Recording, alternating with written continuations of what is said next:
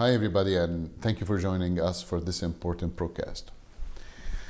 As the whole world right now battling coronavirus and the whole conversation about coronavirus and how we can protect ourselves, isolate ourselves, social distancing, it seems to us that coronavirus doesn't matter what will happen next. It seems coronavirus become the only conversation that we are having in our media with our family. I believe that one of the benefits of coronavirus that now we realize that everything around us is just temporary. Restaurants, movie theaters, going to parties, going to bars, everything is temporary. And what's the only safe and secure is our home and our family. First of all, I would like to encourage you in this tough time.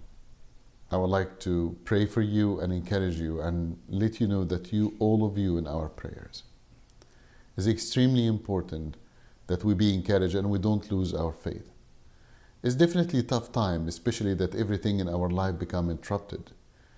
But there is something very important, our faith, our trust in God, our trust that everything will be okay and the best is yet to come. Now, I never saw that there is a conflict between God and science or God and medicine, for example, or medical studies. The opposite, the more that I read about science, the more that I read about medical study, the more proof to me that God exists, because this means that there is something bigger than us, created all the above. What I mean that it's very important that you follow the medical advice that been provided to you, such as washing your hands or wearing a mask or make sure that you are not in a gathering. It's very important to protect our society. Now, this broadcast is to encourage you and to tell you that you will be in our prayers, and may God protect you and your family, but also to remind you that human rights have to carry on. The work that we do have to carry on. As we are talking right now, there's still violation of human rights around the world. There's still persecution happening to the Christians and other minorities around the world. That means that our work have to continue. In a matter of fact, we are right now starting an operation in the refugee camps in Syria in order to send some medical supplies, because you can imagine that they don't have the same safety nets or health nets that we have in Canada or United States or Europe or Australia. Which means that if coronavirus started in one of these refugee camps, this will be nothing but disaster for the refugees. So we have to do something and we have to move faster. For example, we're still working in the Okonkoyan family, the Nigerian family that's facing persecution if they get deported from Canada. We're still working on their case, and we have to continue working on their case. Muhammad al-Attar, the Egyptian Christian that converted from Islam to Christianity, and now in the Egyptian prison, we continue focusing on the case and forcing the Canadian government to act faster. Our refugees from the Yazidi refugees here in Canada or the refugees abroad in Syria and Iraq, they're still part of our main priorities. Human rights doesn't stop.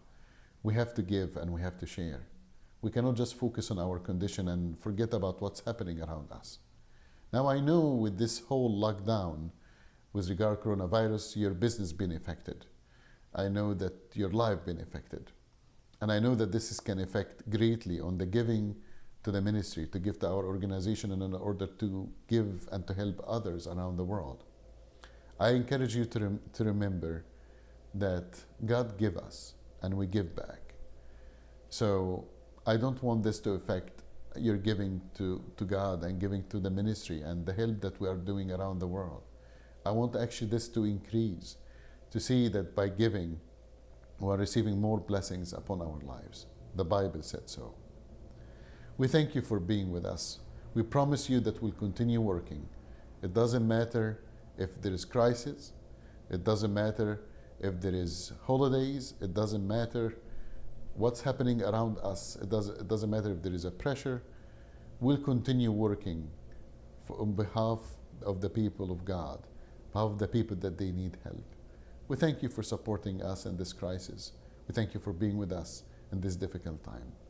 Thank you and see you next month. Stay safe.